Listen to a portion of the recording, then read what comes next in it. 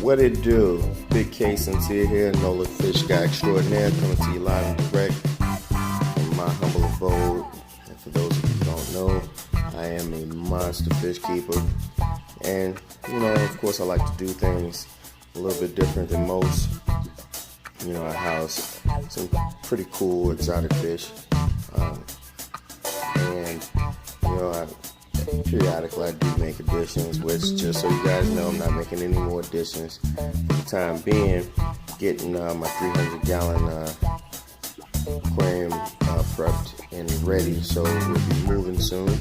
So getting things all taken care of. You know, super red Flowerhorn there. You know, he always likes to chase. Get a chase, he handles his own in the monster tank. Have a couple of new additions.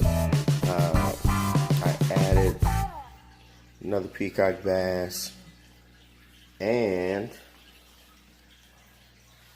Bill Weatherspoon, the Bichir. He's getting it in right there. And as you can see, I changed things up a bit. And periodically, folks, you know, to calm down on your fish aggression, you want to change the scenery. And I just must say that it has been a blessing learning how to do that.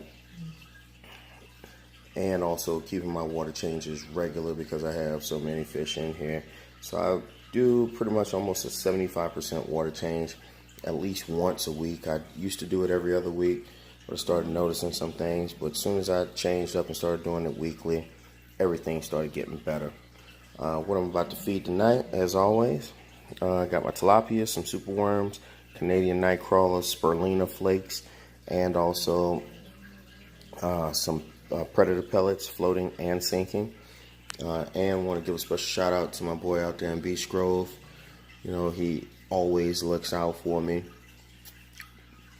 at India Aquatics. You know, I like to visit him at least once every other week, give him some cool stories from my real life.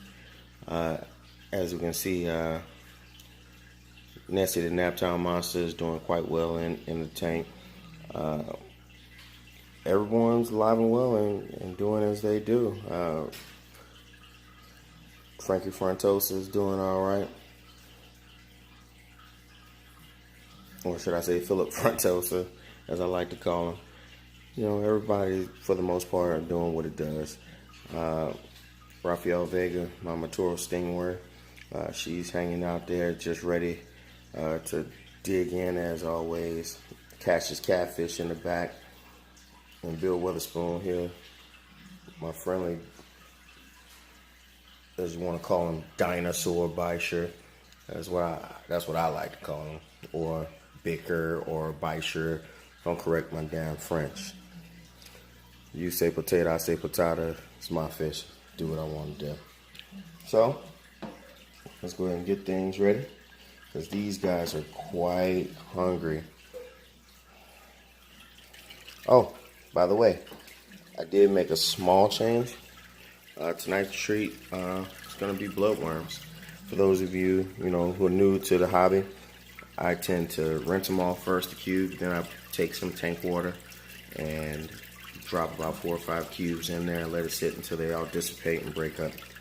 So here everyone goes. Bon appetit.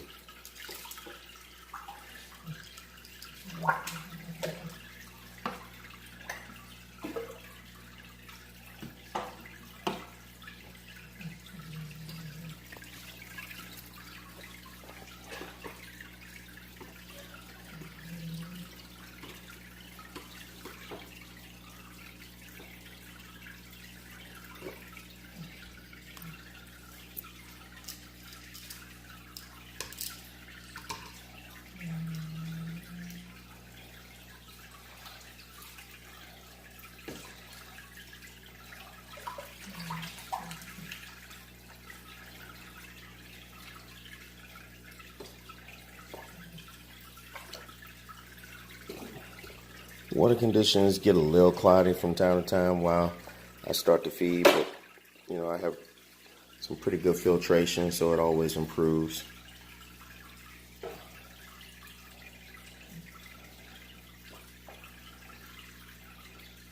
Vega always handles her own and manages to find a good food. Even Nemo here.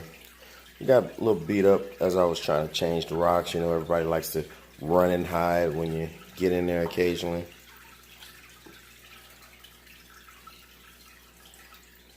And I added also the bloodworms.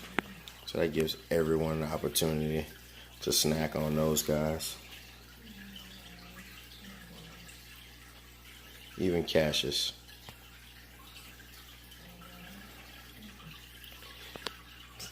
And for those of you who don't know or aren't aware, red-tailed catfish, yes, even if you've raised them from an inch in diameter in only 6 months, Cashious is about 7.5 inches now. But he had an experience whereas he tried to eat one of my silver dollars. It did not end well for the silver dollar, and it almost didn't end well for Cashious. Because it took him almost 3 days to realize, wait a minute, this is too big. So he tried to spit it out and couldn't, so I had to help him out, give him some emergency care, and he's back to himself right now. You know, now I have him front and center to whereas I can keep an eye on him. Well, that's about it.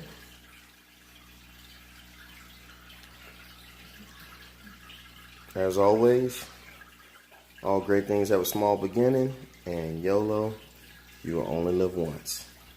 Peace.